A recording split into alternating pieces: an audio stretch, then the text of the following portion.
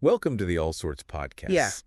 Yeah. Today we are going to be taking a deep dive into the wisdom of Fyodor Dostoevsky. Ooh, Dostoevsky. Yeah, and Yeah. this literary giant's insights into the human condition, I think, still really resonate with all of us today. I think so too. And what we'll be doing is exploring his thought through some of his most powerful quotes, Yeah. almost like a cheat sheet to understanding his philosophy. It is amazing how Dostoevsky could just pack so much depth Yeah. into a single sentence. Simply. Like his quotes aren't just witty sayings, they're Yeah. invitations Yeah. to think deeply about life's big questions. Exactly. And for those of you just needing a quick refresher, Dostoevsky was a 19th century Russian novelist and philosopher. His work explored themes like suffering and redemption, faith and doubt, Yeah. the complexity of really just the human condition. Yeah. And works like Crime and Punishment and The Brothers Karamazov made him a literary icon. You know what's amazing, though? These themes aren't just confined to his novels. Right. They pop up in his letters, his Yeah. journals, even just in casual conversations he had with people. Totally. It's like he couldn't help but see the world through this philosophical lens. Absolutely. Yeah. And so that's what we'll be exploring today. Yeah. So where should we begin? Well, one quote that always just makes me stop in my tracks is, "Beauty will save the world." It sounds so simple, Yeah. almost naive, but coming from Dostoevsky, Right. a man who really stared into the abyss Yeah. of human suffering, Yeah. it talks on this whole new meaning. Right. What do you think? Does this resonate with you at all? It definitely makes you pause and think. Right.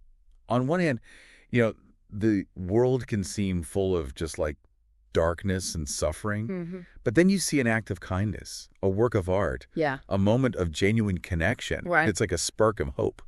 Yeah. It makes you wonder if Dostoevsky was onto something. Exactly. And remember, Dostoevsky wasn't suggesting we ignore suffering or pretend it doesn't exist. Right. In fact, he said, pain and suffering are always inevitable for a large intelligence and a deep heart. So how do we reconcile these two seemingly contradictory ideas? Yeah. The beauty saving the world and the inevitability of suffering. I think Dostoevsky saw suffering not as something to be feared, Mm-hmm. but as a potential path Okay. to growth, empathy, even enlightenment. Okay. Imagine it like this. You go through something difficult. Right. You come out on the other side changed. Yeah. You have a new understanding of yourself, Yeah. of others, of the world. Right. Maybe you're more compassionate. Yeah. Maybe you just appreciate the simple things more. Yeah. That's the kind of transformation Dostoevsky believed beauty could spark. It's like he's saying that beauty isn't just about aesthetics. Mhm. It's about a deeper connection to life, Yeah. even with all its imperfections. Right. And, that connects to another big theme in his work, Yeah. the duality of human nature. Oh, totally. He was fascinated by that inner battle between good and evil we all experience. Hmm. It reminds me of his quote, "Man is a mystery. It is the beauty and the tragedy of him." It's such a perfect summation of his view of humanity, isn't it? Totally.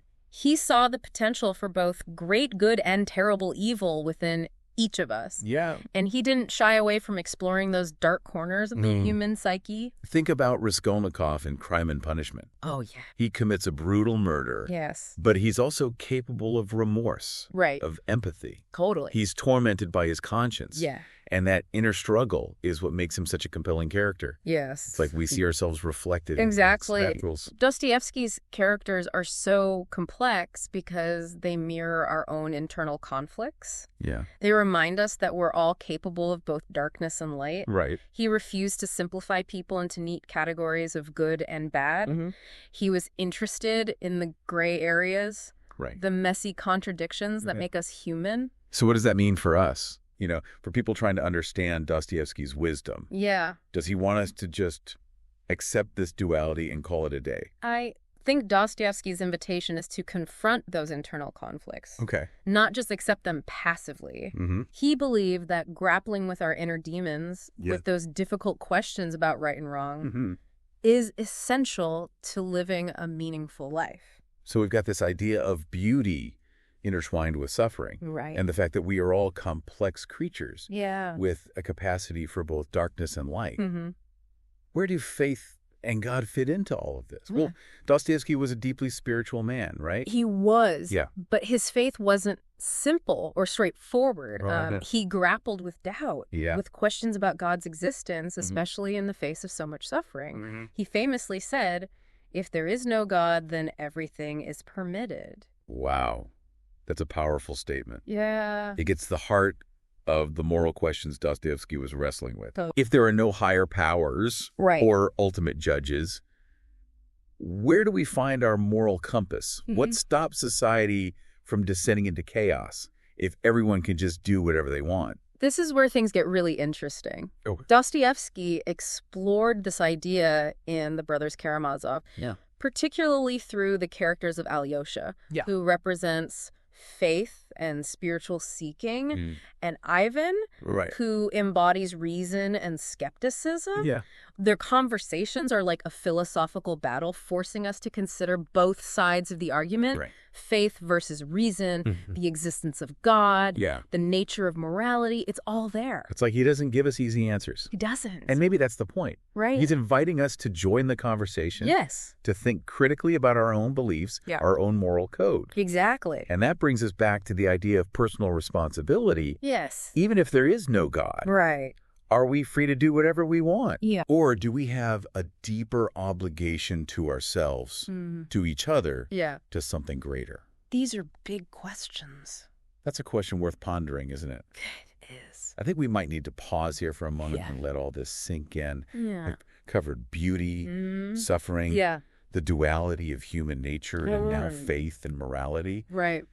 It's a lot to take in, It is a lot to take in. but it's the kind of stuff that stays with you, It really does. that makes you see the world differently. Absolutely. And we've only just scratched the surface. Yeah. We Yeah. still have so much to discuss about love, Yes. truth, Yes. and the search for meaning in Dostoevsky's world. Can't wait. But for now, we'll leave you with those thought-provoking questions about faith, morality, and the choices we make in a world that often feels uncertain. Absolutely. Yeah. A very uncertain world. Okay, Right. let's take a break. Sounds good. Welcome back to our deep dive into the wisdom of Fyodor Dostoevsky. Yeah. Before we pause to reflect, we were navigating the complex terrain of beauty, suffering, Right. the duality of human nature, Yeah. and the role of faith in a world grappling with moral questions. It's amazing how Dostoevsky weaves all these themes together. It is. And there's still so much more to uncover. I know. What really strikes me is how his ideas about love and truth are so intertwined. Absolutely. Yeah. And he doesn't shy away from the hard truths about love. No, he doesn't. There's a quote that always resonates with me. Okay. It's love in action is a harsh and dreadful thing compared to love in dreams. It's a bit jarring, isn't it? It is. So different from the idealized romantic love we Yeah. often see in stories. It definitely makes you rethink those fairy tale notions of love. Yeah. So often we focus on the initial excitement, the infatuation. Mm-hmm. But Dostoevsky seems to be saying that real love, Yes. the kind that endures, involves hardship, Right. sacrifice, Mm-hmm. and a willingness to see beyond the surface. I think so too. What do you think he means by harsh and dreadful? I believe he's pointing to the challenges of loving another human being, fully flaws and all. Right? It's about choosing them again and again, even when it's difficult. Right. Even when they disappoint us. Yeah. Remember, Dostoevsky's characters are often deeply flawed, yet they're capable of profound love. It makes you consider the sacrifices people make in the name of love. Right. That compromises the forgiveness. Yes. And it requires a tremendous amount of honesty, both with ourselves and with the person we love. Right. It reminds me of another Dostoevsky quote that's always stayed with me. Above all, don't lie to yourself. I love that quote. It's so simple, Yes. yet so profound. So true. How can we truly love another person if we're not even honest with ourselves? You've hit on a key aspect of Dostoevsky's philosophy. Self-deception, he believed, creates a barrier to genuine connection. It erodes our integrity, our sense of self-worth, Right. and it ultimately hinders our ability to love authentically. So it's like a domino effect. Yeah.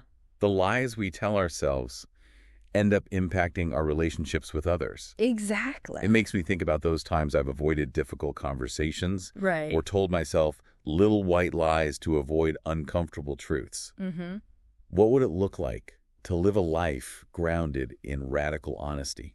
That's a great question. It's a daunting thought, but also incredibly liberating. It is. Yeah. Dostoevsky challenges us to ask those difficult questions. He wasn't claiming to have all the answers. Right. But he was deeply committed to exploring the complexities of human nature and encouraging us to live more consciously. That's what makes his work so enduringly relevant. I agree. He's not giving us a set of rules or a self-help guide. No, He's right. inviting us on this journey of self-discovery alongside his characters. And speaking of journeys, Yes. Dostoevsky had a lot to say about the search for meaning in life. Oh, yeah. He believed that our purpose isn't just to exist, but to actively seek something to live for. Totally. He said, the mystery of human existence lies not in just staying alive, but in finding something to live for. Wow. It's a powerful reminder that meaning isn't something that's just handed to us. Right. It's something we create through our choices and actions. And, you know, this idea ties back to what we were discussing earlier about suffering and beauty. Oh.